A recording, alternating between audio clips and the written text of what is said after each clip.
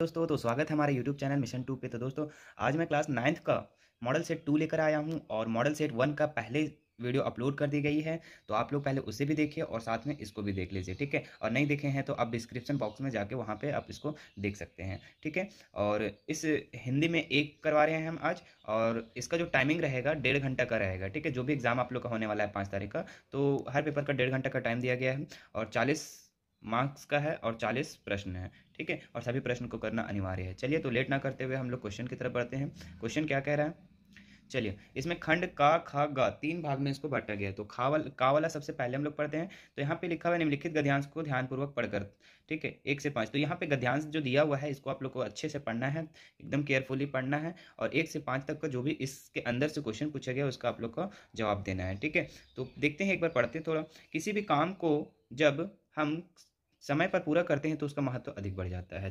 चिड़िया द्वारा खेत चुग जाने पर यदि रखवाला उसकी सुरक्षा करने में की व्यवस्था करता है तो वह उपवास का पात्र बन जाता है, ठीक है। और यहाँ पे देखिए, ये जो पूरा पैराग्राफ को आप लोग अच्छा से पढ़ लीजिएगा। और चलिए हम लोग क्वेश्चन को देखते हैं, ठीक है। तो क्वेश्चन आप लोग का पहला नंबर क्या दिया हुआ है, काम का महत्व बढ़ जाता है जब, अभी मैंने ऊपर पढ़ा था, क्या पढ़ा था, ऑप्शन क्या क्या दिया हुआ है, उसको भाग्य के भरोसे छोड़ दिया जाए, जब हम समय पर काम को पूरा कर देते हैं, और जब उसे टाल दिया जाए, जब काम को नहीं किया जाए। तो अभी हम लोग क्या पढ़े थे, काम का महत्व तब बढ़ जाता है जब हम समय पे पूरा काम को कर लेते हैं। तो इसका ऑप्शन नंबर बी राइट हो जाएगा दोस्तों। चलिए क्वेश्चन नंबर 2 को देखते हैं, क्या बोल रहा है। खेत का रखवाला का उपवास पत्र कब बनता है, जब खेत में पौधे नहीं उगते, खेत की रखवाली करता है चिड़िया का इंतजार करने पर, जब खेत में काम करता है। तो दोस्तों इसका जो राइट आंसर हो जाएगा, खेत की रखवाली करता है। क्या हो जाएगा, खेत की रखवाली करता है। देखिए यहाँ पे आप लोग का लिखा भी गया है कि जब चिड़िया खेत चुग जाने पर यदि रखवाली उसका सुरक्षा का व्यवस्था करता है तो उपवास का पात्र बन जाता है, ठीक है। तो दोस्तों जब रखवाली इसका सुरक्षा करेगा खेत का, तो वो चिड़िया के लिए क्या बन जाएगा, हम लोग का उपवास बन जाएगा, ठीक है। क्योंकि वो तो खा नहीं ना पाएगा, तो ऑप्शन नंबर इसका बी राइट हो जाएगा। चलिए सी नंबर को देखते हैं। परिश्रम का गौरव किसमें है, परिश्रम का गौरव किसमें, जब प्रयास विफल हो जाए, जब हानि उठानी पड़े, जब उसका लाभ किसी को मिल सके, जब परिश्रम ना करना पड़े। तो परिश्रम का गौरव दोस्तों, जब उसका लाभ किसी को मिलता है तो उसको हम लोग परिश्रम का गौरव कहते हैं। तो ये ऑप्शन नंबर सी हो जाएगा। बादल का बरसना कब बेकार है, ठीक है। तो दोस्तों आप लोग को खुद पता होगा कि बादल का बरसना कब बेकार है, जब फसल को लाभ ना पहुंचे, तो उसको बेकार है फिर बादल का बरसना। ऑप्शन दिया हुआ, जब गर्मी शांत हो जाए, फसल को लाभ ना पहुंचे, किसान खुश हो जाए, नदी तालाब भर जाए। तो जब फसल को लाभ ही नहीं पहुंचेगा तो बादल का बरसना क्या जरूरी है, मत बरसे। चलिए 5 नंबर क्वेश्चन को देखते हैं। किसान का पर्यायवाची शब्द क्या है, ठीक है। तो जवान, मजदूर, कृषक, रखवाला। तो आप लोग को पता होगा किसान को और किस नाम से जानते हैं, तो कृषक नाम से जानते हैं। आगे देखते हैं हम लोग। एक पद्यांश दिया हुआ है यहाँ पे, 6 से 10 तक का जो भी क्वेश्चन है इसी पद्यांश के अंदर से हम लोग को देना है। क्या लिखा हुआ है, सच है विपत्ति जब आती कायर को ही दहलाती है, सुरमा नहीं विचलित होते एक क्षण नींद नहीं धीरज खोते। तो दोस्तों इसको आप लोग पूरा पढ़ लीजिएगा, ठीक है। हम क्वेश्चन नंबर 6 से करवा दे रहे हैं। 6 नंबर क्या बोल रहे हैं, विपत्ति आने पर कौन डरता है, ठीक है। तो सुरमा डरता है, या कायर, या दयालु, या फिर वीर डरते हैं। तो दोस्तों इसका राइट आंसर हो जाएगा कायर, ठीक है। चलो 7 नंबर देखते हैं। विपत्ति आने पर कौन विचलित नहीं होते हैं, कौन नहीं घबराते हैं। तो सुरमा, कायर, डरपोक, या फिर दुखी। तो सुरमा क्या होते हैं, विपत्ति आने पर विचलित नहीं होते, नहीं डरते हैं, है ना। चलो 8 नंबर देखते हैं। पत्थर पानी कब बन जाता है, जब मानो जोर लगाता है, जब कायर भाग जाते हैं, जब मानो भाग जाता है, जब मानो मेहनत न करे। तो सिंपल सी बात है, पत्थर को पानी भी बन जाए, ठीक है। तो कौन सा हो जाएगा, जब मानो जोर लगाता है, इतना जोर लगाना है कि पत्थर को भी पानी बना देना है ना। तो ऑप्शन नंबर ए इसका क्या हो जाएगा, राइट हो जाएगा दोस्तों।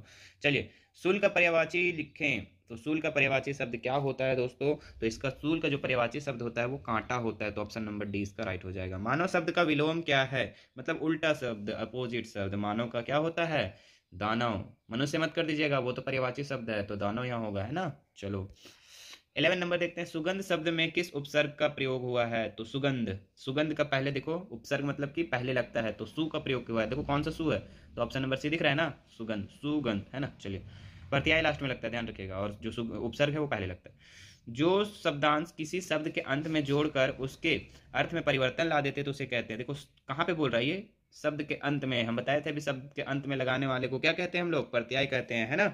और वो अपना अर्थ में चेंज कर देता है। तो ऑप्शन नंबर 20 का राइट हो जाएगा।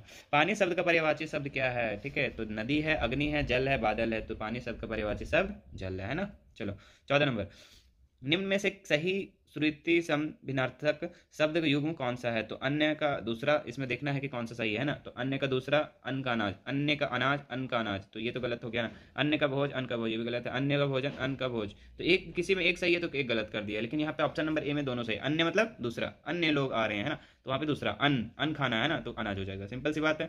15 नंबर देखते हैं, घी के दिए जलाना मुहावरे का सही विकल्प चुने। तो घी का दिया हम कब जलाते हैं? जब बहुत खुशी होता है घर में, तब घी का दिया जलाना कहने का मतलब होता है ना, कि हम इतना महंगा चीज को जला रहे हैं ना। और घी को बर्बाद करना गलत है, दुखी होना गलत है, खुशी मनाना, जब खुशी मनाएंगे तो घी का दिया जलाएंगे, तो ऑप्शन नंबर सी राइट हो जाएगा। चलिए, राम प्रतिदिन विद्यालय जाता है, तो राम विद्यालय जाता है, ठीक है। तो कौन सा वाक्य है? सरल वाक्य, संयुक्त वाक्य या मिश्र वाक्य? ठीक है, तो राम विद्यालय प्रतिदिन जाता है, ठीक है, प्रतिदिन विद्यालय, तो सिंपल सी बात है, सरल वाक्य है। इसमें कुछ ना और ना एवं कुछ नहीं जोड़ा हुआ है, तो ये क्या हो जाएगा? सरल वाक्य, ऑप्शन नंबर ए।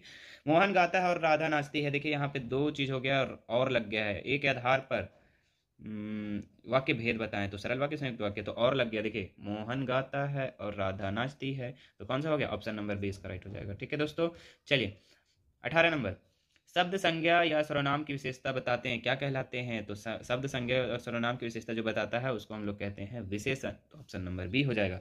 लड़का अच्छा है और लड़की क्या है? लिंग बदल देने पर विशेषण क्या होगा? ठीक है, तो यहाँ पे 19 नंबर का सवाल क्या पूछ रहा है? लड़का अच्छा है और लड़की क्या हो सकती है? बताओ। अच्छा, अच्छे, अच्छाइयाँ, अच्छी ना होगा, क्या होगा? अच्छी होगा। जब लड़का अच्छा है तो लड़की अच्छी है, सिंपल सी बात है।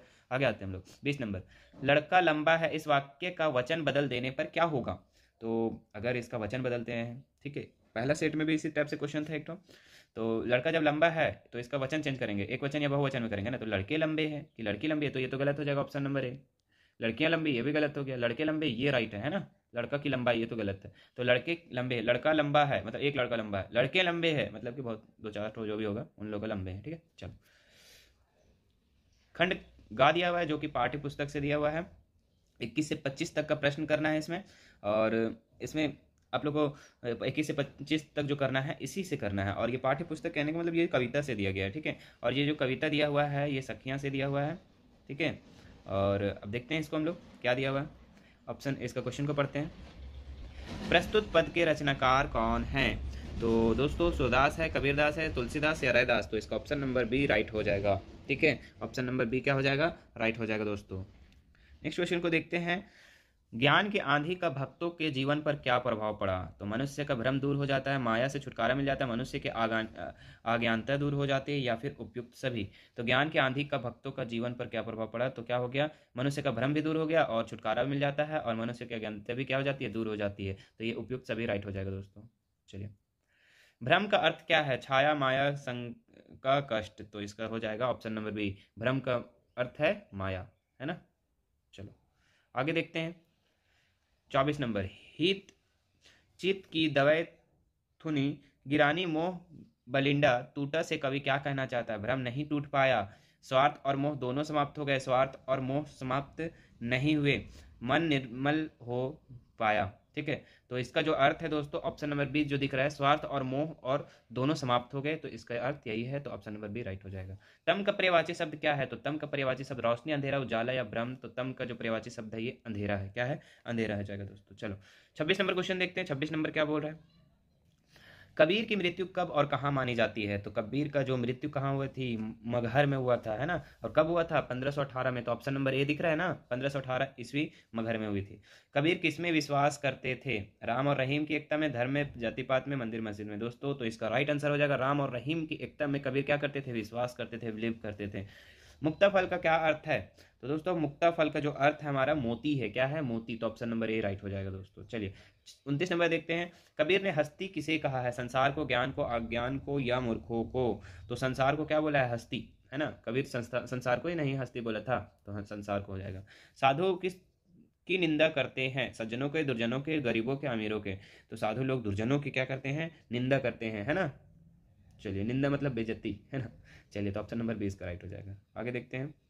यहाँ पे आप लोग का एक गद्यांश दिया हुआ है, ठीक है। और 31 से 35 तक का जो सवाल है इसी से पूछा गया। क्या लिखा हुआ? झूरी कांच के दोनों बैलों के नाम हीरा और मोती थे। तो पता चल गया होगा कौन सा चैप्टर का है, दो बैलों की कथा, है ना। तो ये तो आप लोग कहानी बहुत अच्छे से पढ़े हैं, है ना। फिर भी एक बार पढ़ लीजिएगा, क्वेश्चन जब दिया रहेगा तो उसमें पढ़ लीजिएगा अच्छे से, ठीक है। प्रस्तुत गद्यांश किस पार्ट का है? तो आप लोग को बहुत अच्छा से पता है कि दो बैलों की कथा है। चलिए 32 नंबर देखते हैं। दोनों बैलों के क्या नाम थे? तो क्या नाम था? हीरा मोती। चलिए, बैलो किस जाति के थे? तो देसी के, देहाती के, या पहाड़ी के, या पचाही के? तो पचाही जाति के थे। कौन सी जाति के थे? पचाही। चलिए, तो ऑप्शन नंबर डी हो जाएगा।